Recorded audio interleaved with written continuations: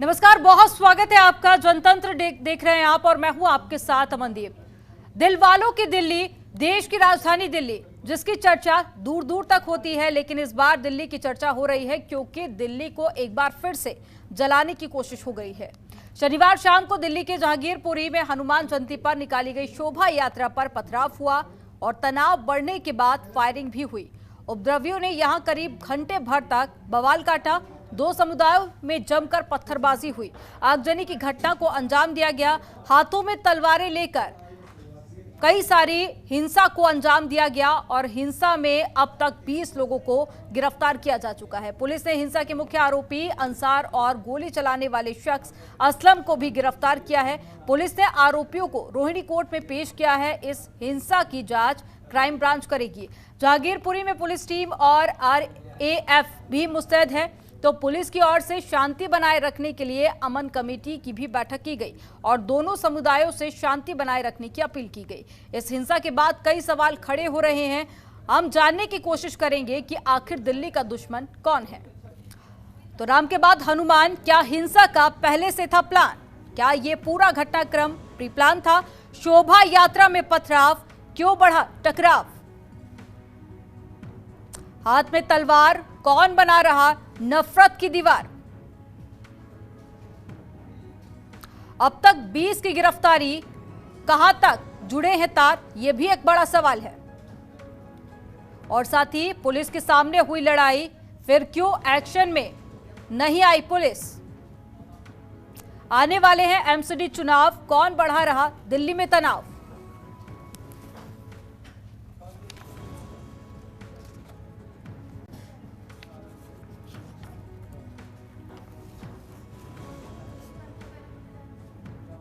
और आज इसी मुद्दे पर चर्चा करने के लिए खास मेहमान हमारे साथ में जुड़ गए हैं। अश्विनी शाही जी जुड़ गए हैं, बीजेपी से नेता हैं। बहुत स्वागत अश्विनी जी आपका।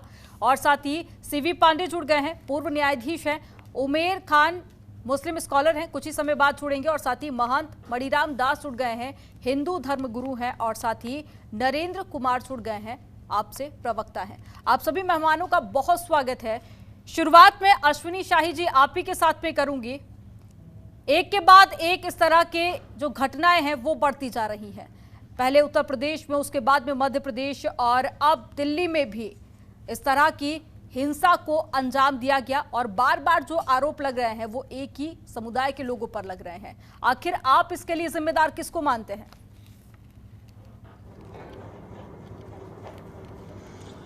देखिए, ये जो दंगे हो रहे हैं, ये हो रहे हैं, इनके पीछे जिम्मेदार आप पूछ रहे हैं तो इसमें पूछने वाली कोई बात ही नहीं है। सारे विरोधी दल हैं जो इसको हवा दे रहे हैं, क्योंकि उसके उदाहरण सामने हैं। आज 2020 में दंगे हुए। 2020 में दंगा आम आदमी पार्टी के एक पार्षद ने कराया। उसके छत से क्या क्या बरामद हुआ, इसमें कुछ दोहराने की जरूरत नहीं है। जब उसको पनिश करने की बात की जाती है तो एक विधायक आम आदमी पार्टी के सामने आते हैं, अमानतुल्लाह खान। वो कहते हैं वो निर्दोष है, उसको गलत फंसाया गया। तो ये लोग हैं जो दिल्ली में दंगे करवा रहे हैं। आम आदमी पार्टी है जो दंगे करवा रही है। अब दूसरा उदाहरण देता हूं मैं दिल्ली के दंगों का। CA NRC का दौर चल रहा है। उस समय यहां पर, जहां पर आज दंगे कल हुए हैं, यहां पर जहांगीरपुरी में रोहिंग्या मुसलमानों ने एक प्रोटेस्ट का एक मोर्चा खोला था। ये इन लोगों ने सपोर्ट किया उसको, और आज कल फिर देखा गया वही रोहिंग्या मुसलमान फिर से ये दौड़ाकर इसमें तलवार लेकर और जो है अद्धा गुम्मा और पत्थर फेंक रहे थे। ये वही रोहिंग्या मुसलमान पाए गए हैं। इन रोहिंग्या मुसलमानों को कौन पाल रहा है?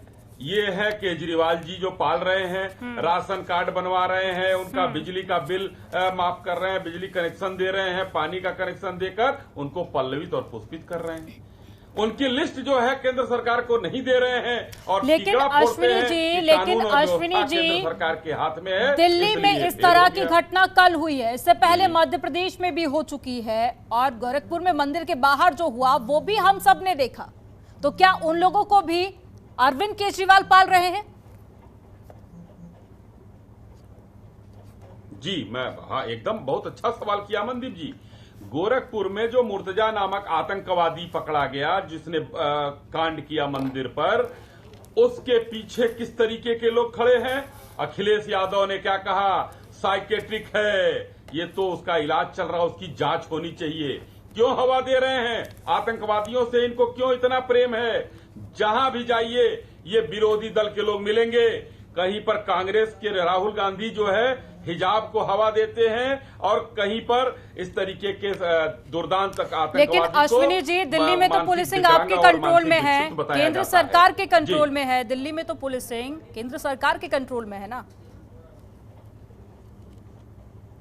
एकदम है, दिल्ली में पुलिसिंग हमारे कंट्रोल में है। तो क्या आज धार्मिक जुलूस निकालने के लिए कहीं आपको हिंदुस्तान में ही वीजा और पासपोर्ट लेना पड़ेगा? हम धार्मिक जुलूस नहीं ले जा सकते हैं? ये कौन सा ये है? ये मुस्लिम इलाका है, यहां से आप जुलूस मत ले जाइए। क्यों न ले जाएं भाई? हमारे बाप का हिंदुस्तान, हम हिंदुस्तानी हैं, हम जुलूस लेकर जाएंगे। आज मुस्लिम इलाका हो जाएगा, कल मुस्लिम शहर हो जाएगा, परसों मुस्लिम देश हो जाएगा। क्या मतलब है इसका? और गंगा जमनी तहजीब की ये लोग बात करते हैं।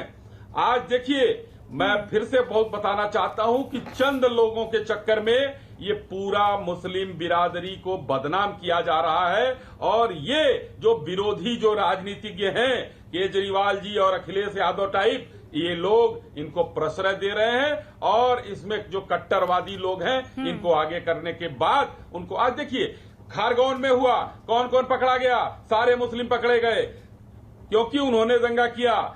दिल्ली में कौन 20 लोग पकड़े गए हैं? सभी वही हैं, अनीस हो चाहे असलम हो चाहे नूर हो। आप करौली में देखिए, कांग्रेस के हाथ में सत्ता है, शासन है, फिर क्यों दंगे वहां हो रहे हैं? क्यों शोभा यात्रा निकाली गई झारखंड में? झारखंड में तो कांग्रेस की सरकार है मिलाकर, क्यों वहां हुआ? सर, यूपी और मध्य प्रदेश में भी तो आपकी पार्टी की सरकार है। यूपी और मध्य प्रदेश में भी तो सर आपकी पार्टी की सरकार है, फिर वहां पर क्यों इस तरह की हिंसा हुई है? इस पर लूंगी आगे जवाब में आपसे। सर, बहुत सारे आरोप लगा दिए, सर बहुत सारे आरोप लगा दिए आपने विपक्षी पार्टियों पर, आप जवाब ले लीजिए। ठीक है, अमनदीप जी, एक लाइन का मैं और जोड़ दूं इसमें, एक लाइन का जोड़ लें। उत्तर प्रदेश में माननीय योगी आदित्यनाथ जी की सरकार बनने के बाद कहां दंगे हुए हैं आप बता दीजिए। बस ये मुर्तजा वाला आतंकवादी कांड छोड़ दीजिए। सर, उसी की बात करिए, उसी का जिक्र कर रही हूँ। इससे पहले रामनवमी में मध्य प्रदेश में हुई है, उसका वीडियो भी सामने आया था, देखा होगा आपने। अब विपक्षी पार्टियों पर कई सारे आरोप लगा दिया आपने, अब जल्दी से जवाब ले लेते हैं नरेंद्र कुमार जी। से बात कर रहे हैं, वो डिबेट करने का मुझे लगता है कि तरीका ठीक नहीं है। पहली बात तो ये कि देश संविधान से चलता है, कानून से चलता है। दिल्ली की पूरी कानून व्यवस्था भारतीय जनता पार्टी की केंद्र सरकार के हाथों में। और ये अब ये कह करके कि केजरीवाल ने ये कर दिया, वो कर दिया, अपनी जिम्मेदारी से भागिए मत। केजरीवाल जी ने तो साफ कहा है कि आपके पास सारी जांच एजेंसी हैं, दिल्ली पुलिस आपके पास है, सीबीआई आपके पास है, सारी जांच एजेंसियां आपके पास हैं। आप इस तरह के मामलों की जांच कराइए और जांच में जो भी दोषी पाए जाएं उन पे कड़ी से कड़ी कार्रवाई कराइए। लेकिन इस पे जो शक के दायरे में भारतीय जनता पार्टी इसलिए आती है कि ये हिंदू मुसलमान करने से किस पार्टी को फायदा होता है? हिंदू मुसलमान करने से सबसे बड़ा फायदा ये जितना करते हैं ध्रुवीकरण के लिए, भारतीय जनता पार्टी पूरी तरह से गुंडागर्दी वाली पार्टी है। सबसे ज्यादा गुंडे इनके पास हैं। अरविंद केजरीवाल जी के घर पर हमला होता है और आदेश गुप्ता जी भारतीय जनता पार्टी के अध्यक्ष हैं दिल्ली के, वो क्या करते हैं? उन गुंडों को सम्मानित करते हैं। इनके सांसदों के नेतृत्व में हमला करवाया जाता है।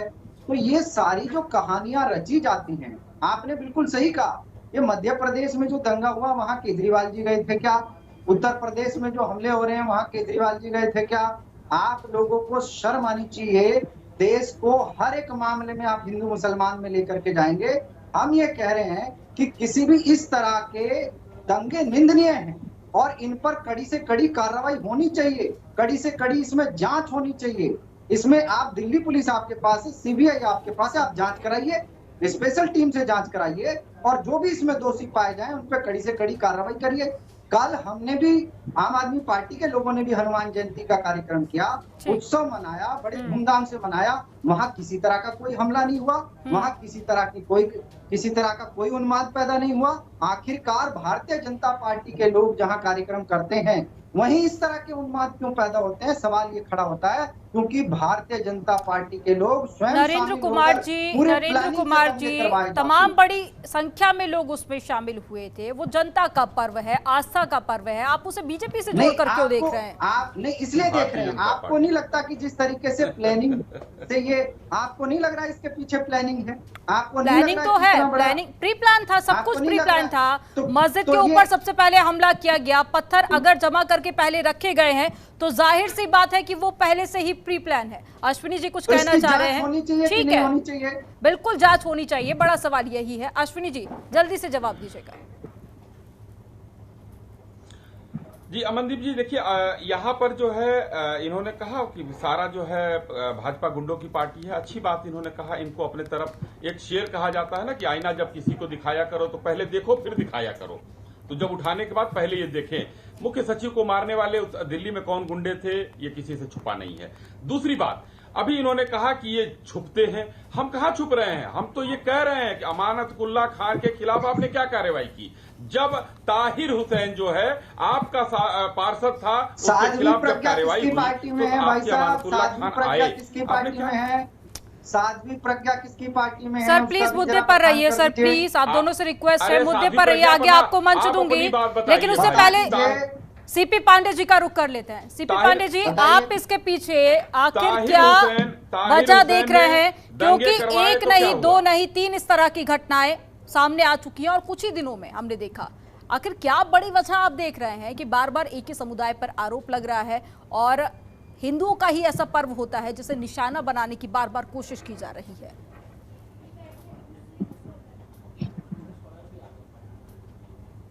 दंगे दो तरह के होते हैं। एक तो मान लीजिए मौके पर अचानक कोई ऐसी घटना घट गई, अचानक, तो उसमें एक दूसरे को लोग मारने लगते हैं। उसमें फिर वो नहीं रहता है कि हिंदू और मुस्लिम और चाहे कौन जाति है, वो अचानक घटना घट जाती है जिसमें हिंसा फैल जाती है। बाद में वो उसका स्वरूप फिर दंगे में बदल जाता है। तो ये होगा। लेकिन जो इस तरह के दंगे जैसे अब जुलूस पर हो रहा है हिंदू पर्व के मौके पे, तो ये तो सब बिना योजनाबद्ध तरीके से हो नहीं सकता है।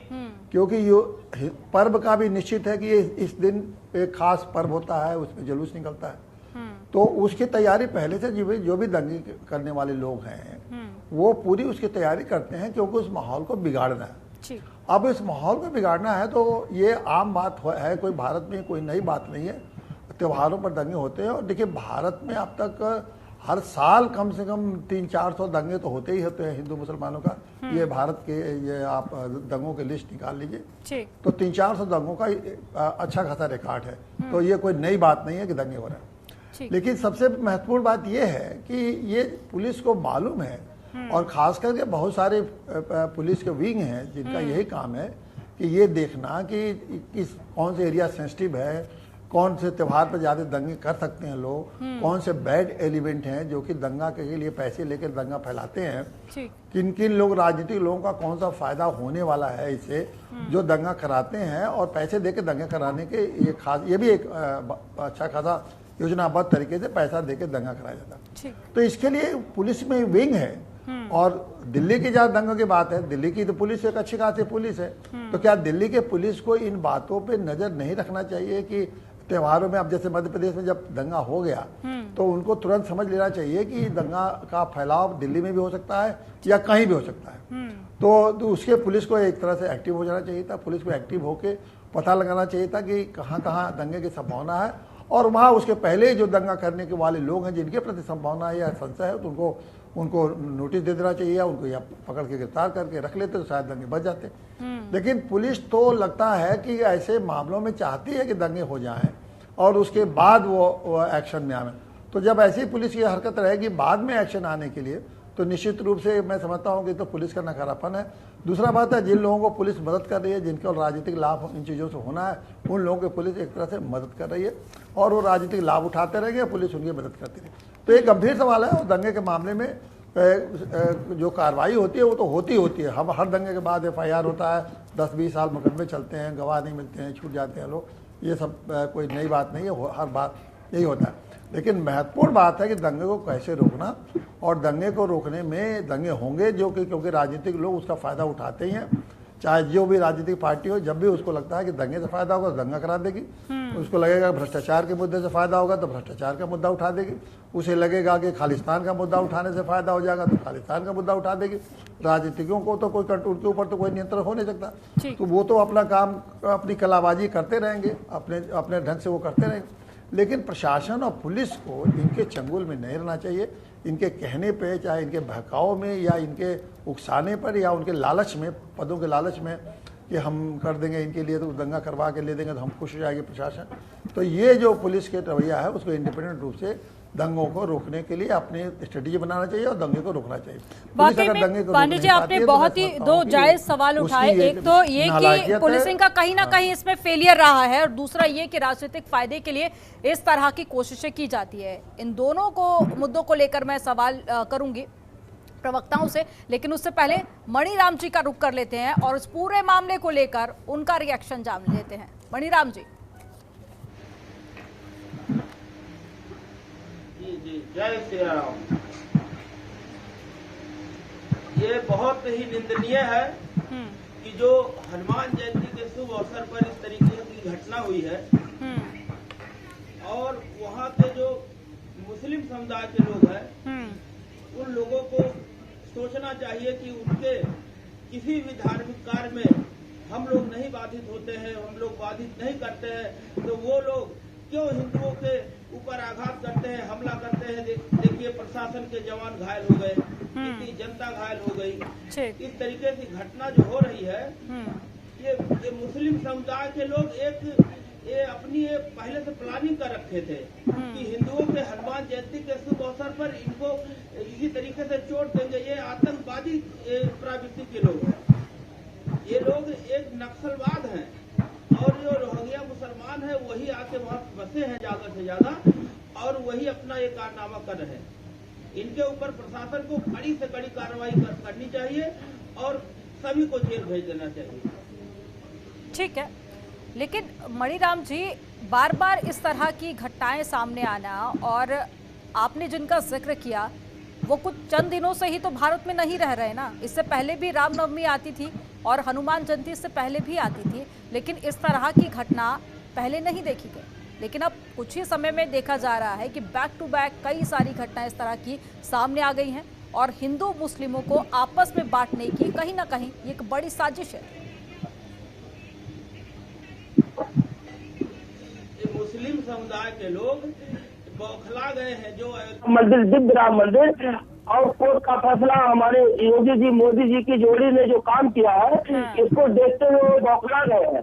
अब वो कुछ पा नहीं रहे हैं, तो सोच रहे हनुमान जयंती के अवसर पे हिंदुओं को आघात किया जाए, इससे हमारा मैसेज जाएगा इस्लामी देश में। हम लोग जाएंगे कि हम लोग हिंदुओं को रोका, योगी मोदी की सरकार में हमने ऐसा कारनामा किया, तो यही दिखाने की कोशिश कर रहे हैं। और मुस्लिम जितने भी हैं और पीछे से वार किया इन्होंने, और प्रशासन के जवानों के ऊपर हमला किया है, इनको कड़ी से कड़ी कार्रवाई इनके ऊपर प्रशासन को करनी चाहिए।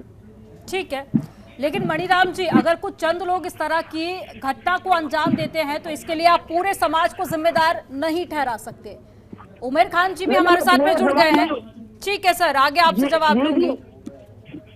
वहाँ जहांगीरपुर की मैं बात कर रहा हूँ, वहाँ के लोग ज्यादा से ज्यादा इस तरीके से थोड़े थोड़े लोग होते हैं, पूरा भड़काऊ काम कर रहे हैं। जहाँ पे भी देखिए वहीं पे हो रहा है, तो हम सबको नहीं कह रहे हैं, लेकिन जितने लोग वहाँ पे थे उनको मैं कह रहा हूँ। हिंदू सनातन धर्म के लोग मानने वाले, भगवान राम को मानने वाले, श्री हनुमान जी महाराज को मानने वाले, तो हनुमान जयंती, दीपावली, होली मनाते हैं, तो इनको छिड़के होते हैं। इनके रमजान में तो हम लोग नहीं बोलने जाते हैं। ठीक है सर, काफी पाप पवित्र चल रहा है। उमेर खान जी भी हमारे साथ में जुड़ गए। सर आगे मंच दूंगी आपको। उमेर खान जी भी हमारे साथ में जुड़ गए हैं, मुस्लिम स्कॉलर है। सर बहुत स्वागत है आपका जनतंत्र टीवी में। अब देखिए, सवाल बार बार यही खड़े हो रहे हैं कि आखिर बार बार एक ही समुदाय इस तरह की घटना को अंजाम दे रहा है, क्या कहना चाहेंगे? देखिए मैडम, पिछले देश जो है जिसको आजाद हुए तकरीबन 75-76 साल हो गए, कभी इस तरह की घटनाएं नहीं हुई। आखिर क्या वजह है कि इस तरह की घटनाएं अब हो रही हैं? मैं उसके लिए आपको जवाब देना चाहता हूं कि जहां भी मस्जिद आएगी वहां डीजे लाउड स्पीकर तेज कर दिए जाएंगे, मस्जिदों में घुसने की कोशिश की जाएगी, भगवा झंडे लहराए जाएंगे, मूल्य काटे जाएंगे, इस टाइप के भड़काऊ भाषण, भड़काऊ नारे, भड़काऊ आपत्तिजनक चीजें कही जाएंगी और मुसलमानों को भड़काने का प्रयास किया जाएगा। तो मैडम ये सब पहले कभी नहीं होता था, लेकिन जब से सत्ता देश में भाजपा की आई है तब से हिंदुओं को मुसलमानों से लड़ाने का और देश में एक सिनेरियो बनाने की कोशिश की जा रही है कि ये देश सिर्फ हिंदुओं का है और यहाँ सिर्फ और सिर्फ हिंदुओं को रहने की इजाजत है और मुसलमानों को पाकिस्तान भगाने और बांग्लादेश भगाने के लिए जो भी हम कर सकते हैं वो सब हम करेंगे। तो ये सब किया जा रहा है। हमारे पास जो इत्तलात है उसके बिना पर हम आपको बता रहे हैं कि मस्जिद के सामने लाउड स्पीकर तेज कर दिए गए, वहां आपत्तिजनक नारे लगाए गए और कुछ नौजवानों ने मस्जिद में घुस करके भगवा झंडे लगाने की कोशिश की, जिसकी वजह से ये सब घटना हुई। ठीक है, मणिराम जी कुछ कहना चाह रहे हैं, उनको सुन लेते हैं। अगर हमारा धार्मिक जुलूस निकल रहा है, हमारे डीजे और लाउड स्पीकर तेज है, तो इनको क्या आपत्ति है? हम तो वहाँ रहने वाले नहीं है, हमारी शोभा यात्रा निकल रही है, डायरेक्ट जा रही है, तो इससे इनको कितनी आपत्ति है? आप खुद बताइए। इतने ये अपने धर्म को मानते हैं, तो हम लोग अपने धर्म को मानते हैं। हमारी यात्रा जा रही थी वहाँ, तो हम लोग मस्जिद में हम लोग वहाँ पूजा करने तो जा नहीं रहे थे, हम अपनी शोभा यात्रा निकाल रहे थे। इनको क्या दिक्कत हो रही है? ठीक है, आगे नहीं दिक्कत नहीं हो रही है। मैं कह रहा था जो एक सिस्टमेटिकली पहले जुलूस निकलते थे, पहले नहीं, पहले भी तो निकलते थे और अब जो है मस्जिद के सामने, धार्मिक स्थल के सामने लाउड स्पीकर को तेज किया जा रहा है। मैं कह रहा हूं आपकी शोभा यात्रा निकल रही है, आपका वेलकम है, स्वागत है, लेकिन वहां पर टोपी और मुसलमान और मूल्य कहां से आ गए? आपकी शोभा यात्रा निकल रही है, आप शौक से निकालिए, लेकिन लफ्ज मुसलमान काटे जाएंगे, मूल्य काटे जाएंगे, हिंदुस्तान में रहना होगा, जय श्री राम कहना होगा। मैडम इससे आपत्ति है। हिंदुस्तान सबका है और सबको अभिव्यक्ति की आजादी है, अपने अपने धर्मों पर सब चलेंगे और चल रहे थे, लेकिन अचानक जो घटनाक्रम चेंज हुआ है और जिस तरह से मुसलमानों को और मस्जिदों को टारगेट किया जा रहा है, उसको लेकर के आपत्ति है। नहीं, ऐसा कुछ नहीं हुआ। आप देखिए, मनगढ़ंत कहानी बता रहे हैं। वहाँ किसी जो है काटे जाएंगे या टोपी, ऐसा कोई बात नहीं हुआ। वो हनुमान जयंती का जुलूस था, उसमें जय श्री राम का नारे लग रहे थे और इससे आपको आपत्ति हो रही है, तो ये बहुत ही निंदनीय है कि इससे आपको आपत्ति नहीं होनी चाहिए। नहीं सर, सुनिए, न्यूज 24 की वहां जो एंकर गए हैं उनको खुद वहां के लोगों ने बयान दिया है। मेरे पास जो इत्तलात हैं, जो मुझे लोगों ने वहां बताया है, उसके बिना पर मैं आपको ये बात बता रहा हूं। नहीं, ऐसे कहने के लोग तो अपने अपने पक्ष में कुछ कहते हैं, लेकिन वहाँ पे जुलूस जा रहा था, हजारों की संख्या में लोग थे, पीछे से मुस्लिम समुदाय के लोगों ने दंगा भड़काने के लिए वहाँ पर जो है पत्थरबाजी शुरू कर दिया। तो कोई अच्छी बात है? आपके मस्जिद है, आपके सामने से हम लोग नहीं जा सकते हैं? तो की बात हुई, हमारा मंदिर है, हमारे मंदिर के सामने नहीं सर, पत्थरबाजी को हम डिफाइन नहीं करेंगे। हम किसी भी तरह के वायलेशन को, हम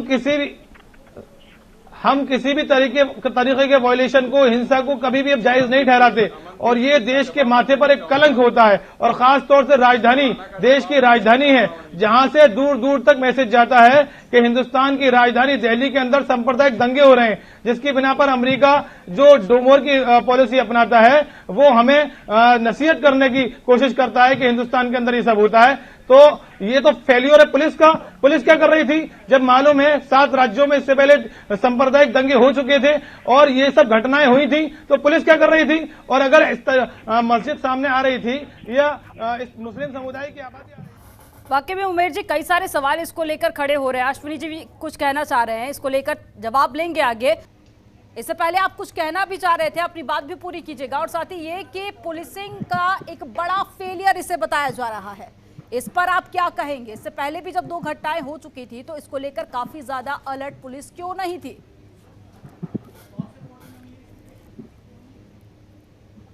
देखिए, अभी मुस्लिम स्कॉलर यहाँ बैठे हुए हैं, उन्होंने अभी बहुत बढ़िया बात कहा कि हम नारे लगाए जा रहे थे और वहां पर डीजे तेज बजाया जा रहा था। भाई, अगर हम जा रहे हैं, अगर हमारी एक शोभा यात्रा निकल रही है तो डीजे तेज बजेगा। आप अगर गंगा जमुनी तहजीब में रखते हैं, थोड़ी सी भी 1% भी आस्था रखते हैं, तो आपको वहां से निकल जाने देना चाहिए था। देखिए, कई जगहों पर एक अच्छा संदेश भी आया है कि मुसलमान भाई शरबत पिला रहे हैं। आपके बगल में नोएडा से आया है, दिल्ली के बगल से नोएडा से आया है, काफी वीडियो उसके गए हैं। लेकिन अभी ये मुस्लिम स्कॉलर यहाँ बैठ के कह रहे हैं कि नहीं, वो उन्होंने ये मूल्य काटे जाएंगे का नारा लगाया। तो भाई, अगर देश को संविधान से चलाना है, आपके खिलाफ कोई कुछ कहेगा तो आप उसको दौड़ाकर गोली मार देंगे, पुलिस वालों को गोली मार देंगे। कानून का हाथ में लेने को किसने कहा आपको? आप अगर वहां पर थोड़ी देर के लिए शांत होकर जाने देते कि चलो भाई ये सब आवारा है, चले जाएंगे, यही कह लेते तो दंगे नहीं होते। यानी कि आपकी पूरी तैयारी थी कि गोली मारना है। दो पुलिस वाले घायल हुए हैं, मेघालाल जी के हाथ में गोली लगी है, हाँ। और अरुण कुमार जी को चोट लगी है पत्थर से। पिछले बार 20 में दंगे हुए तो रतन लाल जी की शहीद हो गए उसमें। तो इतना आप लोगों की अगर तैयारी है, उसके बाद आप छिप रहे हैं कि हमारे यहाँ नारे लगाए गए। किसी प्रत्यक्षदर्शी ने ऐसा नहीं कहा है, सभी राष्ट्रीय मीडिया चैनलों पर देखिए आप, किसी ने नहीं कहा है कि ऐसी कोई घटना हुई। 60-70 लोगों का एक जुलूस जा रहा है, जो गाते बजाते जा रहा है। उसने न मस्जिद को छेड़ा, न किसी को छेड़ा। वो जय श्री राम के नारे लगा रहे थे, जय हनुमान के नारे लगा रहे थे। आपने पीछे से उस पर गोली चला दिया, छतों से पत्थर चला दिया। 1000 से ऊपर लोग आ गए। तो संविधान को हाथ में लेने का, कानून को हाथ में लेने का किसने आपको हक दे दिया? ये आपका फेल्योर है। और आप इसीलिए आप ही लोगों की तरफ प्रसरत देने वाले पूरी कौम को आपके बदनाम करते हैं। क्योंकि कहीं भी, चाहे 9/11 हो, चाहे मुर्तजा हो, हर जगह मुसलमान ही क्यों आता है? हर जगह उसका नाम आता है। और अभी आम आदमी पार्टी के नेता जो है यहाँ बैठे हुए हैं, उन्होंने तुरंत, मैंने जब कहा उनके एक पार्षद का नाम लिया तो साध्वी प्रज्ञा पर चले गए। साध्वी प्रज्ञा जी और उसका दोनों में बड़ा अंतर है। कोर्ट से उनको जो है छूट मिल चुकी है। आप इस चीज को समझिएगा। अमानतुल्लाह खान के ऊपर आपने क्या कार्रवाई की? अगर कार्रवाई कर देते, रोहिंग्याओं के ऊपर आप कार्रवाई करते, उसके बाद आप पुलिस की बात करते, तो आप हमको कहते कि हाँ भाई आप गलत कर रहे हैं। ठीक है सर, जवाब ले लेते हैं। नरेंद्र जी, देखिए, इस तरह के जो भी हमारा कहना है कि इस तरह के गलत कामों में जो भी लिप्त पाया जाए उस पर तुरंत कार्रवाई होनी चाहिए। आम आदमी पार्टी का ये इतिहास रहा है कि जब भी आम आदमी पार्टी के अंदर कोई भी गलत व्यक्ति पाया गया, आम आददमी पार्टी ने तुरंत प्रभाव से उसकी सदस्यता रद्द की और उसको पार्टी अपने विधायक के ऊपर क्या कार्रवाई की अरविंद जी, हमको इतना बता दीजिए बस। आपने विधायक को निकाला? आपके, अरे भाई, विधायक को निकाला? थोड़ा सुनना अश्विनी जी मुद्दे पर रहिए प्लीज, मुद्दे पर रहिए और थोड़ा सुनना सीखिए। देश संविधान से चलता है, आपकी तानाशाही से देश नहीं चल रहा है। और आपने खुद ही कहा कि देश के अंदर ऐसे भी वीडियो अभी सोशल मीडिया पर आपने कहा है, उसका जवाब मैं दे रहा हूँ। आपने कहा है कि आम आदमी पार्टी कार्रवाई करती है। अपने विधायक पर आपने क्या कार्रवाई किया? बताइए उसको, बताइए। प्लीज बीच में इंटरप्ट हम सीख रहे हैं, हम नहीं बोलेंगे। आप भाषण दे रहे हैं तो आप बताइए अमानतुल्लाह खान पर कार्रवाई हुई या नहीं हुई, तब आपकी बात में दम पाया जाएगा। आप अपने खिलाफ सुनना ही नहीं चाहते हैं, आपकी सबसे बड़ी कमी ये है। नरेंद्र जी, जल्दी से आप अपनी बात पूरी कीजिए, क्योंकि बाकी भी मेहमान हैं, उनका भी रुख करना है मुझे। प्लीज सर, जल्दी बात कीजिए। देश संविधान से चलता है और संविधान ये कहता है कि जहां भी इस तरह के मामले हों, उसकी गहनता से जांच होनी चाहिए। जांच में जो दोषी पाए जाए उन पर कार्रवाई की जानी चाहिए। आपने यहाँ डिबेट शुरू करते ही केजरीवाल जी का नाम क्यों लिया? क्या मतलब है इस बात का? क्या मध्य प्रदेश के अंदर केजरीवाल जी गए थे? अभी 2002 में रोहिंग्या को प्रश्रय क्यों देते हैं? राशन कार्ड क्यों देते हैं? फ्री बिजली क्यों देते हैं? पानी क्यों देते हैं? वही रोहिंग्या आक्रमण कर रहे हैं सीए एनआरसी के आंदोलन से लेकर आज तक। कि दिल्ली के आम आदमी को फ्री बिजली क्यों मिल रही है? आप देंगे, आपको तकलीफ ये आतंकवादियों को पालेंगे। अरविंद केजरीवाल ने खुलेआम कहा था कि मैं एनार्किस्ट हूँ। मैं कह रहा हूँ, जो व्यक्ति ये खुद कहता है कि मैं अराजक हूँ, उसको सर्टिफिकेट देने की क्या जरूरत है? दिल्ली में आपकी केंद्र सरकार की पुलिसिंग है, अगर आतंकवादी है तो फिर आप क्यों नहीं जेल में बंद कर देते? क्यों उन्हें छूट दी गई है ताकि वो इस तरह की घटना को अंजाम दे? उसके बाद में फिर आरोप आप दूसरी पार्टी पर लगाएं, तो पहले ही क्यों नहीं एक्शन ले लिया जाता? ठीक है, देश के अंदर कोई आ रहा है तो वो किसकी जिम्मेदारी है? रोने वाले कौन है? केजरीवाल जी, अरे भाई साहब, नितिन गडकरी साहब से माफी लिखित मांगा उन्होंने, कि रोहिंग्या मुसलमान अरुण जेटली साहब से माफी लिखित मांगा उन्होंने। ये तो यू टर्न के महारथी हैं, गिरगिट महासंघ के राष्ट्रीय। ठीक है अश्विनी जी, नरेंद्र जी, आगे मैं आपको बोलने का मौका दूंगी। बोलेंगे तो किस कैसे गिरफ्तार करेंगे? अश्विनी जी, नरेंद्र जी, आगे बोलने का मौका दूंगी, लेकिन उससे पहले सीवी पांडे जी का रुख कर लेते हैं। सीवी पांडे जी, इससे पहले आपने 2 वाजिब मुद्दे बताए जो कि इस तरह की घटनाओं को अंजाम दिया जा रहा है, जिस तरह के आरोप लग रहे हैं एक दूसरे की राजनीतिक पार्टियों को लेकर, ना तो ये लोग भारत में नए हैं और ना ही ये राजनीतिक पार्टियां भारत में नहीं हैं। पहले भी इस तरह के त्योहार आते थे, लेकिन जो घटनाएं हैं वो 2 से 3 सालों में देखा जा रहा है कि काफ़ी ज़्यादा बढ़ गई हैं। इसके पीछे आप कारण क्या देख रहे हैं? भले हम बात कर ले मध्य प्रदेश की या फिर दिल्ली में इस तरह की घटना हुई है, ये कुछ ही चुनिंदा राज्यों में इस तरह की घटनाएं होती है जिसका असर बहुत दूर तक जाता है। यानी कि कई सारी ऐसी जनता होती है जो इससे प्रभावित होती है और कहीं ना कहीं इसका बुरा प्रभाव भी जनता पर देखा जाता है। तो सीधे तौर पर अगर कहा जाए तो ये आपस में बांटने की राजनीति एक तरह से, जो आपस में बांटने की राजनीति, यहीं से मैं शुरू करता हूँ। ये बताइए कि जब भी कम्युनल राइट के बारे में बहस होती है तो राजनीतिक पार्टियों का क्या रुख रहता है बहस में? जैसे भारतीय जनता पार्टी के मान लीजिए बैठे हैं शाही जी, अब भारतीय जनता पार्टी को रिप्रेजेंट कर रहे हैं। भारतीय जनता पार्टी की जहाँ एक वो भी योगी की पॉलिटिकल पार्टी है, वो सभी पॉलिटिकल पार्टी ने संविधान का शपथ लिया है। जितने भी पॉलिटिकल पार्टी जब रजिस्टर्ड होती है तो वो शपथ लेती हैं कि हम संविधान के अनुसार ही अपनी राजनीतिक पार्टी को चलाएंगे और उसके जो आदर्श हैं उसको हम मानेंगे। तो जब डिबेट होता है तो हिंदू मुस्लिम के दंगे का, तो क्यों भारतीय जनता पार्टी हिंदुओं के साइड में खड़ी हो जाती है और बाकी पार्टियां जैसे आम आदमी पार्टी और कांग्रेस पार्टी, समाजवादी पार्टी मुसलमानों के साथ खड़ी हो जाएगी? ये कौन सी ये जब डिबेट में ही अगर आप बटा हुआ देख रहे हैं, जब डिबेट में ही अपनी अपनी लाइन खींच लेते हैं लोग, तो समाज में क्या वो लाइन नहीं खींचेगी क्या? आप डिबेट पे जब बैठते हैं तो आप एक कॉन्स्टिट्यूशनल मुद्दे पर जिसकी की शपथ ली है आप उससे बहस करिए। अगर आप उससे बहस करेंगे तो भारतीय जनता पार्टी को जो सच्चाई मालूम है वो सामने आएगी, जो और पार्टियों की आम आदमी पार्टी को जितनी सच्चाई मालूम है वो सामने आएगी और जनता के सामने एक स्पष्ट विचार स्थिति मालूम होगा कि इस दंगे का कौन जिम्मेदार है और सब दोनों मिलके या जितनी भी पार्टियां मिलकर कहेंगे कि इनको सख्ती से निपटा जाए, देखिए दंगे रुक जाएंगे। तो ये दंगे तो डिबेट से ही शुरू हो जाते हैं। दंगे जो मैदान में होते हैं वही दंगे डिबेट में भी होते हैं और वही दंगे फिर वो समाज में होते हैं। लेकिन पांडे जी, डिबेट तो होना नहीं है। डिबेट तो समाज का आईना है ना, जो समाज में घट रहा है वही तो डिबेट में दिखता है सर। नहीं, आप तो ठीक किया, नहीं वही बिल्कुल आप सही करें। मैं तो वो कह रहा हूँ कि बाकी समाज तो आप डिबेट इसलिए करा रही है कि सच्चाई जाने। तो जब ये दोनों पार्टियां पॉलिटिकल पार्टी अपना अपना लाइन खींच लेंगी तो कैसे सच्चाई आएगी? मेरा ये कहना है कि डिबेट में भारतीय जनता पार्टी अगर बोल रही है तो उसको भी तो मुस्लिम के पक्ष में हिंदू के पक्ष थोड़ी लेना चाहिए। यानी कि शुरुआत जो है वो राजनीतिक पार्टियों को ही करनी पड़ेगी। सर अब सर देखिए, अमन कमेटी की बैठक भी की गई है और साथ ही तमाम धर्म गुरुओं से भी कहा जा रहा है कि अपील करें ताकि शांति बनी रहे, आपसी भाईचारा बना रहे। क्या इसके अलावा भी क्या आप कोई और सजेशन देना चाहेंगे? दोनों पार्टियों के जो प्रवक्ता है वो यहाँ पर बैठे हुए, क्या और भी कोई कदम उठाने की जरूरत है? क्योंकि अब ये देश का एक बड़ा मुद्दा बनता जा रहा है। जब ये पॉलिटिकल पार्टी दूसरे को आरोपित करना शुरू करेंगी, हिंदू मुस्लिम करेंगी, तो कैसे खत्म होगा?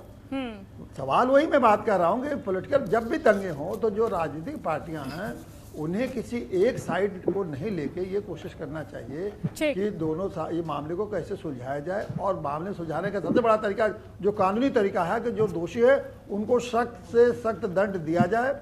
दूसरा ये भी तरीका है जो कि पुलिस के लोग जिम्मेदार लोग हैं जिनको ड्यूटी पर लगाया गया था, उन्होंने डिरेक्शन ऑफ ड्यूटी अपने ढंग से जिम्मेदारी से अपने कर्तव्य का निर्वाह नहीं किया, तो उनके खिलाफ भी कार्रवाई होनी चाहिए। तो जब ये तरीके जब अपनाएंगे तब ना भविष्य में दंगे रुकेंगे। न आपने पुलिस के खिलाफ कोई कार्रवाई करते हैं और न जो है आप दोषियों को पकड़वाने की कोशिश करते हैं। सब ये चाहते हैं कि हिंदू पकड़ लिया जाए, वो चाहेंगे मुसलमान पकड़ लिए, तो ऐसे तो ही खत्म। तो ये तो वो आग में घी डालने का काम चलता रहता है, इसीलिए दंगे आज तक रुकेंगे नहीं और जो माहौल है देश में वो रुकने वाले भी नहीं है। ठीक है सर, आपने जो सवाल उठाया उसको लेकर मैं आगे जवाब लूंगी, लेकिन उससे पहले उमर जी मैं आपका रुख करना चाहूंगी। इससे पहले आपने कहा कि नारेबाजी की गई थी जिसके बाद में पथराव किया गया, लेकिन सबसे पहले जो पथराव हुआ था वो मस्जिद के ऊपर से हुआ था, छत से। यानी कि पत्थर तो पहले ही जमा करके रखे गए थे, ये तो पूरी तरह से प्री प्लान था। अब नारेबाजी तो बाद में हुई है और ऐसी कोई नारेबाजी उन वीडियोस में भी निकलकर सामने नहीं आई है सर। बताना चाहता हूं मैडम मैं आपको बताना चाहता हूँ, जितने भी वीडियोस हैं वो सब दूर की हैं, पास की वीडियोस नहीं हैं। हाँ। दूसरा ये है कि आप देखिए कि मस्जिद के गेट पर तमाम भगवा झंडे पड़े हुए हैं। हाँ। तो ये साबित करते हैं कि उन्होंने मस्जिद में घुसने की कोशिश की। तमाम पत्थर मस्जिद के गेट पर पड़े हैं, जिससे ये साबित होता है कि मस्जिद पर पथराव किया गया। अगर एक पक्षीय बात होगी तो डेफिनेटली वो अपनी बात रखेंगे, हम अपनी बात रखेंगे और डिबेट ही मैदान जंग बनेगा। मैं ये नहीं कहना चाहता, मैं कहता हूँ उसकी गंभीरता से जांच होनी चाहिए और जो भी दोषी हैं उन्हें सख्त से सख्त सजा मिलनी चाहिए। उमेर जी, अगर पथराव दोनों तरफ से हुआ है, अगर पथराव दोनों तरफ से हुआ है तो जो मस्जिद के ऊपर मौजूद थे वो भी घायल हुए होंगे ना? वो भी डेटा जरा बताइए कि कौन से अस्पताल में एडमिट है। मैडम एक व्यक्ति घायल हुआ है, बाकी पुलिस वाले घायल हुए हैं। इसका मतलब ये है कि पथराव जो हुआ है वो बाद में हुआ है, जब पुलिस मैं तो ये कहता हूँ मैडम, जब सरकार नहीं सर, केंद्र में अगर दोनों तरफ से पथराव हुआ है तो आप मुझे ये बताइए कि मस्जिद के अंदर कितने लोग घायल हुए हैं और जो छत से पथराव कर रहे थे उनमें से कितने लोग घायल हैं? मैडम आप ही का चैनल दिखा रहा है कि 8 व्यक्ति घायल हुए हैं। वो तो सर रैली में, वो तो रैली में शामिल थे, वो तो देखिए पुलिस वाले रैली में शामिल थे, उन पर पथराव हुआ है और जो एक व्यक्ति घायल हुआ है वो भी रैली में शामिल था। अब जो छत से पथराव हुआ है उस तरफ के भी तो आप कुछ लोग गिनाइए ना, कि अगर दोनों तरफ से पथराव हुआ तो सर देखिए दूसरे पक्ष वाले भी घायल होने चाहिए फिर तो। उसका जवाब नहीं है इनके पास। विक्टिम कार्ड अब देखिए कई सारी वीडियोस निकलकर सामने आई है सर, देखिए कई सारी वीडियोस निकलकर सामने आई है जिसमें गोली चलाते हुए भी देखा जा सकता है, पथराव करते हुए भी देखा जा सकता है, लेकिन ऐसी तो कोई भी वीडियो सामने नहीं आई जिसमें ये देखा जाए कि रैली के अंदर मौजूद लोग वो मस्जिद के ऊपर पथराव कर रहे हैं। ऐसा कोई वीडियो नहीं है। चलिए ठीक है, नारों की आवाज नहीं सुनाई थी, दूर से वीडियो बनाई गई थी, पथराव की तो वीडियो होती ना सर। 100 वीडियो से ज्यादा वीडियोस वायरल हो रही है सोशल मीडिया पर, एक भी वीडियो ऐसी नहीं है। मैडम न्यूज़ सर प्लीज तर्कहीन बातें मत कीजिए सर, प्लीज फैक्ट्स के साथ में अपनी बात रखिए जी। खान साहब गोली चलाने वाला अलीगढ़ बैठे हैं, बैठे नहीं है, जो इत्तलात हमारे पास आ रहे हैं उसी के ब्याह पर हम बात कर रहे हैं सर। उन्हीं वीडियोस के आधार पर मैं भी बात कर रही हूँ सर, उन्हीं वीडियोस को फैक्ट्स बनाकर मैं भी आपसे बात कर रही हूँ, मैं भी हवाई बातें नहीं कर रही हूँ। दंगे वालों को अब देखिए ये ज्यादा जरूरी हो जाता है, आप दोनों ही देखिए धर्मगुरु हैं सर। देखिए अब ये बहुत ज्यादा जरूरी हो जाता है कि देश में और भी ज्यादा अशांति ना फैले, इसलिए अब राजनीतिक पार्टियों को भी आगे आके कोशिश करनी होगी, साथ ही आप धर्मगुरुओं को भी अब ये कोशिश करनी होगी ताकि शांति का संदेश पूरे देश में जा सके। अब आप लोगों की तरफ से क्या कोशिश रहेगी? मैडम यहाँ अलीगढ़ में जब भी फ्लैग मार्च होता है तो हम पुलिस के शाना बशाना खड़े होते हैं और पुलिस के साथ चलते हैं, पीस कमेटी का हम हिस्सा भी हैं। और मैडम हम तो चाहते हैं कि अमन में ही मुसलमानों का भला है, दंगों में मुसलमानों का भला नहीं है। मुसलमान यहाँ अकलियत में अक्सरियत में नहीं है और मुसलमान कभी भी जीत नहीं पाएगा, और जब जीत नहीं पाएगा जो लड़ाई हम जीत नहीं सकते उस लड़ाई को इस तरह की बातें करके आप फिर सवाल वही खड़े कर रहे हैं उमेर जी, इस तरह की बातें करके आप वही सवाल खड़े कर रहे हैं। ये वही देश है सर जब यहाँ पर एक मुस्लिम राष्ट्रपति हुआ करते थे। आप इस तरह की बात करके क्या सवाल सर खड़े करना चाह रहे हैं कि अब क्या मुस्लिम यहाँ पर असुरक्षित है? मैडम सवाल नहीं खड़े कर रहे, हम तो ये मैडम सिर्फ ये बताना मकसद है कि सिर्फ और सिर्फ अमन में हमारा भला है और दोनों का भला है। जब देश में अमन होगा तो देश तरक्की करेगा और देश आगे बढ़ेगा। ठीक है मणिराम जी, अब आप बताइए कि आपकी तरफ से क्या अपील और क्या कोशिशें होंगी कि देश में शांति व्याप्त हो? हिंदू तो हमेशा से शांति ही चाहता है और शांति ही बनाए रखकर वो जुलूस यात्रा जो हनुमान जी महाराज की जयंती पर जा रहा था शांति पूर्वक जा रहा था। ये लोग दंगा करने वाले हैं, दंगा करते हैं। हम लोग यही अपील करते हैं कि शांति पूर्वक जो संविधान के हित में हो, जो देश के हित में हो, जो जन समुदाय के हित में हो, वही कार्य हमारे हिंदू सनातन धर्म के लोग करेंगे और शांति व्यवस्था बनाए। प्रशासन इसमें पूरी कार्रवाई करेगी, जो दोषी है उसको कठोर से कठोर सजा दी जाए। बस यही मेरा कहना। ठीक है, नरेंद्र कुमार जी कुछ कहना चाह रहे थे। नरेंद्र जी जल्दी से आप अपनी बात पूरी कीजिएगा, उसके बाद में बाकी मेहमानों को मंच दूंगी। आम आदमी पार्टी के जो है ना 3 सिद्धांत है। आम आदमी पार्टी जो बनी है, आम आदमी पार्टी के 3 सिद्धांत है। कट्टर ईमानदारी, कट्टर देशभक्ति हाँ। और इंसानियत पे आम आदमी पार्टी चलती है। यही हमारे माननीय मुख्यमंत्री नेताजी का भी यही कहना है। तो हमारी पार्टी के लोग पढ़े लिखे और समझदार लोग हैं। हमारी पार्टी के लोग कभी भी दंगाइयों को समर्थन नहीं करते ठीक। और दंगाइयों का कोई धर्म नहीं होता है। इसलिए हमने बार बार कहा है, भारतीय जनता पार्टी के लोग यहाँ बैठे हैं, इन्होंने कभी नहीं कहा है कि इस मामले की गहनता से जांच होनी चाहिए। ये बार बार हम ही कह रहे हैं इस मामले की गहनता से जांच हो, जो भी दोषी पाए जाए, हम बार बार कह रहे हैं उन पर कड़ी कार्रवाई, क्योंकि देश संविधान से चलता है, किसी तानाशाही से देश नहीं चलता है। एक बात। दूसरी बात कि जहां भी इस तरह के दंगों में कभी भी आप जो इस तरह से अगर राजनीति को बीच में लाएंगे तो कभी भी इन मुद्दों का समाधान नहीं हो पाएगा। नरेंद्र जी, राजनीतिक फायदा उठाने के लिए भी इस तरह के घटनाओं को अंजाम दिया जा रहा है। सवाल देखिए, राजनीतिक पार्टियों पर ये भी खड़े हो रहे हैं और दिल्ली में आज आपको दिल्ली में इलेक्शन भी होने वाले हैं एमसीडी को लेकर। बिल्कुल आपको ये देखना पड़ेगा कि इस तरह के उन्माद, धार्मिक उन्माद भड़का के कौन सी पार्टी ये देश में वर्गीकरण करना चाहती है। ये साफ पता है, सारा देश जानता है, पूरी दिल्ली जानती है कि दंगा होने से किसको फायदा होता है। ये जो लोग मारे जाते हैं, मरता इंसान ही है। जहां जो भी मरे, हिंदू मरे, मुसलमान मरे, मरता इंसान ही है। और ये भारतीय जनता पार्टी के लोगों को समझ में नहीं आने वाला है, क्योंकि ये सिर्फ सत्ता का खेल खेलना चाहते हैं। इनको किसी भी तरीके से सत्ता चाहिए, वो चाहे हिंदू मुसलमान करवा के ही क्यों ना हासिल हो। और दिल्ली के अंदर इनको पता है कि और किसी तरीके से आ नहीं सकती। इससे पहले सीबी पांडे जी ने बहुत ही ज्यादा विस्तार से ये बताया था कि आखिर कैसे इस तरह की घटनाओं पर विराम लगाया जा सकता है। वो सारी बातें सुनने के बाद में भी आप लोग वही बातें कर रहे हैं जो कि रटी रटाई है और जिससे आपकी पार्टियों को राजनीतिक फायदा होने वाला है। नहीं, फायदा ही देखना पड़ेगा ना, किसको फायदा होने वाला है। ये भारतीय जनता पार्टी क्या करना चाहती है, किस देश के अंदर आप देखें ना किस तरह का माहौल इन्होंने बनाया हुआ है। नफरत का माहौल किसने पैदा किया देश के अंदर। ठीक है, अगर यानी कि आप ये कहना चाह रहे हैं, यानी कि आप ये कहना चाह रहे हैं कि इलेक्शन में फायदा कैसे हो, इसके लिए बीजेपी इस तरह के घटनाक्रम करवा रही है, यही कहना चाह रहे हैं ना सर आप। इतिहास है इनका, ये तो इतिहास कहता है भारतीय जनता पार्टी का। ये सत्ता पाने के लिए कुछ भी कर सकते हैं, ये पूरी प्लानिंग करते हैं इस तरह के काम करवाने के लिए। ठीक है, इस पर मैं जवाब लूंगी। ठीक है, पर आप मुझे एक सवाल का जवाब दीजिए कि अब देखिए उत्तर प्रदेश में तो इलेक्शन हो चुके हैं। अब मंदिर के बाहर जब हमला किया गया तो वो कौन से राजनीतिक फायदे के लिए था, आप इसका जवाब दीजिए। ये तो इनसे पूछना चाहिए ना, ये तो ये बताएंगे। सवाल तो ये दिल्ली में आरोप तो आप लगा रहे हैं ना सर, आरोप तो आप लगा रहे हैं, जवाब भी आप ही देंगे फिर। वही हम बता रहे हैं, वही हम जवाब दे रहे हैं ना। आपके पास जवाब नहीं, आपके पास जवाब नहीं, चलिए जवाब ले लेते हैं। को तय कर रहे हैं दिल्ली में, केजरीवाल को जिम्मेदार मुझे पता है आप इसका जवाब नहीं देंगे, आप इसका जवाब नहीं देंगे। अश्विनी जी से जवाब ले लेते हैं। ठीक है सर, अश्विनी जी।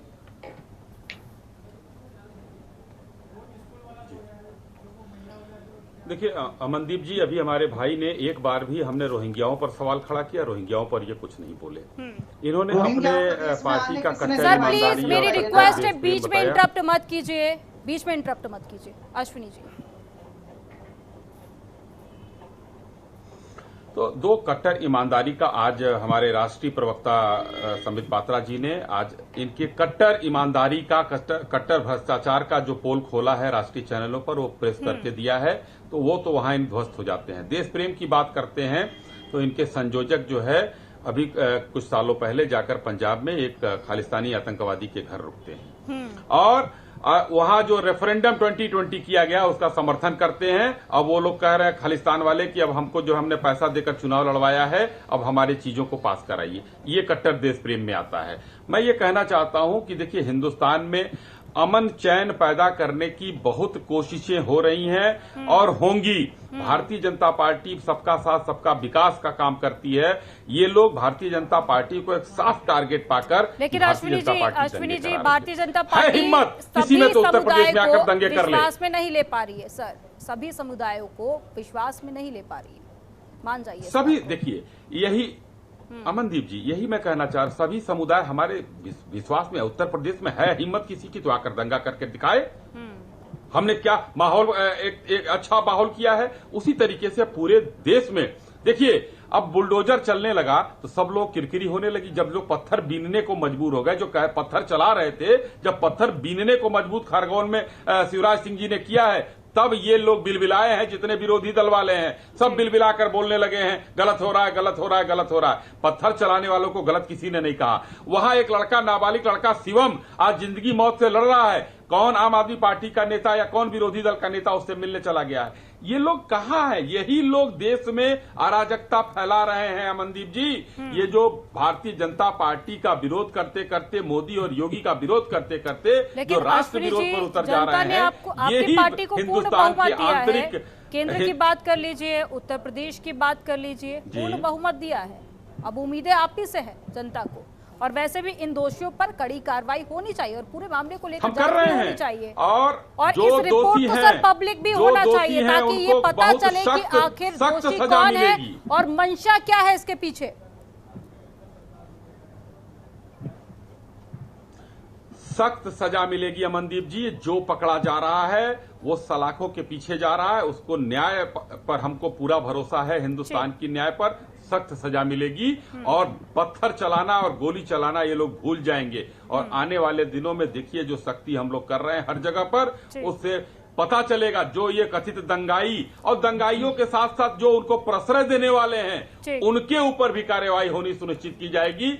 तब जाकर ये देश में अमन चैन का माहौल होगा। जिस तरीके से योगी आदित्यनाथ जी ने उत्तर प्रदेश में पोस्टर लगवाकर और घरों पर कुर्की करवाकर किया। मैं क्षमा के साथ कहना चाहूंगा, हमारे बड़े और पांडे जी हमारे बड़े हैं, हमारे गार्जियन हैं, इनके सामने मैं कहना चाहूंगा न्यायपालिका का भी दोष है। अगर किसी को डर दिखाया गया तो माननीय कोर्ट के द्वारा, माननीय जज साहब के द्वारा ये कह दिया गया कि नहीं ये निर्दोष थे, इसको छोड़ दिया जाए और सरकार उनको दे, पैसा वापस करे। ये भी हिंदुस्तान में गलत हो रहा है। ठीक है, सीबी पांडे जी से जवाब ले लेते हैं इसको लेकर। और सर एक फाइनल कमेंट आपका। गलत है जी। देखिए ये तो बड़ा आसान है कि न्यायपालिका का दोष। आप कहते हैं कि संविधान के हिसाब से सब काम होना चाहिए, और संविधान की व्याख्या कौन करेगा? राजनीतिक पार्टियां करेंगी कि प्राइम मिनिस्टर करेंगे कि राष्ट्रपति करेंगे कि चीफ मिनिस्टर करेंगे? कि अगर यही चीफ मिनिस्टर और प्रधानमंत्री और राष्ट्रपति करने लगे तो अदालतों को बंद कर दीजिए। आप ही संविधान बनाइए और संविधान की व्याख्या करिए, संविधान के हिसाब से न्याय दीजिए। एक बार तो कहते हैं सब संविधान के हिसाब से चलेगा, न्यायालय जो कहेगा उसके हम आदर करते हैं, सम्मान करते हैं, तो न्यायालय जो कहेगा उसकी आलोचना भी करेंगे। तो ये इस तरह के जब देश चलाना है तो भगवान ही मालिक है, कैसे देश चलेगा? आप जो आपके पास अधिकार है उसका खूब दम के प्रयोग करिए। आपके पास पुलिस पावर है, उसका दर्द ईमानदारी से, सच्चाई से उसका अधिकार का दुरुपयोग करिए। एक्जीक्यूटिव पावर है, उसको आप चलाइए। वो तो जहां आपको करना है वो नहीं करता। जैसे पुलिस है, आप दंगा रोक सकते नहीं, दंगा हो जाएगा तो कहेंगे कि न्यायपालिका न्याय नहीं दे रही। आप दंगा पहले कैसे हुआ ये तो आप रोक नहीं पाए दंगे को, पुलिस आपके हाथ में दंगा रोक नहीं पाए, उसके बाद दोषी देंगे आप। पहले अपना घटनाक्रम के बाद में कई सारे सवाल खड़े हो रहे हैं और कई सारे खुलासे भी, अब जैसे जैसे दिन करीब आते जा रहे हैं वैसे वैसे कई सारे खुलासे भी हो रहे हैं। आज कई सारे वीडियोस भी निकलकर सामने आई हैं जिसमें कुछ और भी बड़े खुलासे हुए।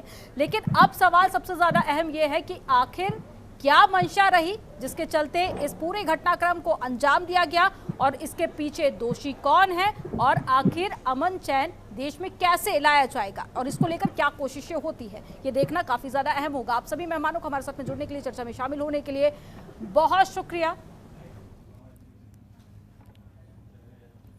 तो पुलिस प्रशासन की तरफ से पूरी जांच पड़ताल भी की जा रही है और 20 से ज्यादा लोगों को हिरासत में भी ले लिया गया है और पूछताछ भी जारी है। पुलिस का कहना है कि जल्द ही इस पूरे मामले को लेकर कोई बड़ा खुलासा होगा। और फिलहाल इस डिबेट में इतना ही। आप देखते रहिए जनतंत्र टीवी। खबरों के निष्पक्ष विश्लेषण के लिए सब्सक्राइब करें Jantantra TV and press the bell icon. Never miss any update.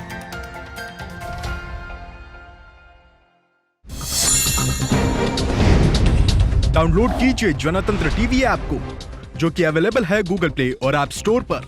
अधिक जानकारी के लिए अभी डाउनलोड करें।